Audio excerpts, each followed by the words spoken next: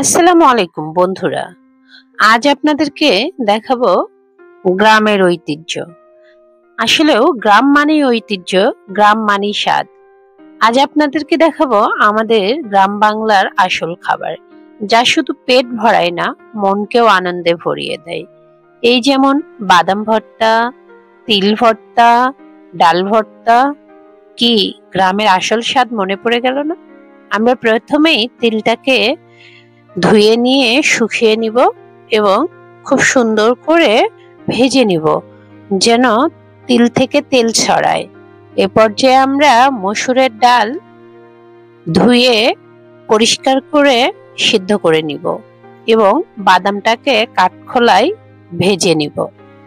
আমরা সমস্ত উপকরণ আগেই রেডি করে রাখব। প্রথমেই কিছু সরিষার তেল দিয়ে আমরা বেশ খানিকটা রসুন দিব। রসুনটা একটু হালকা ভাজা ভাজা হয়ে আসলে পেঁয়াজ দিব। এটাকে ভর্তার পুর তৈরি করে নিচ্ছি। একদম সবগুলো ভর্তার জন্য পুর তৈরি করে নিচ্ছি। এরপর যে কাঁচামরিচ দিব। আমাদের পাশের বাড়িতে একটা ভাবি আছে। ওই ভাবিটা আমার হাতের ভর্তা ভীষণ পছন্দ করে। আমি ভর্তা করলেই তাকে দিতে হবে। সেই জন্য আমি ভিডিও দিয়ে দিলাম, এরপর থেকে যেন না দিতে হয়। সমস্ত পুর রেডি করে নিয়েছি। উনি বলে যে আমি ভর্তা করলে স্বাদ হয়, কিন্তু উনি ভর্তা করলে স্বাদ হয় না। কিছুটা তো টিপস ফলো করতে হবে, তাই না? এরপর যে আমরা কাঁচা রসুন, কাঁচা পেঁয়াজ এবং আগে থেকেই শুকনো মরিচ ভেজে নিয়ে ডালটা সিদ্ধ হয়ে গেছে, ডালটাকে সুন্দরভাবে ভর্তা করে নিলাম সরিষার তেল একটু বেশি দিয়ে।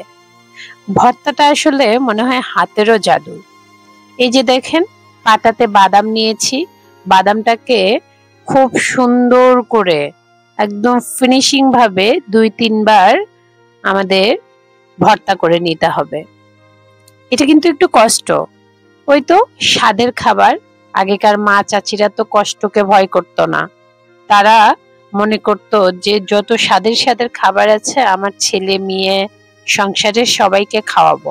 আর এখন তো আমরা যত সহজ, এই জন্য এগুলো করা ভুলেই গেছি।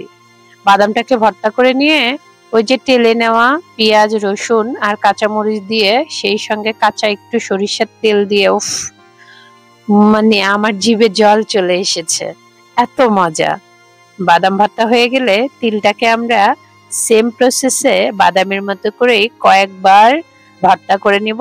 তারপর মরিচটাকে তিলের সঙ্গে ভালোভাবে মিক্সড করে নিব।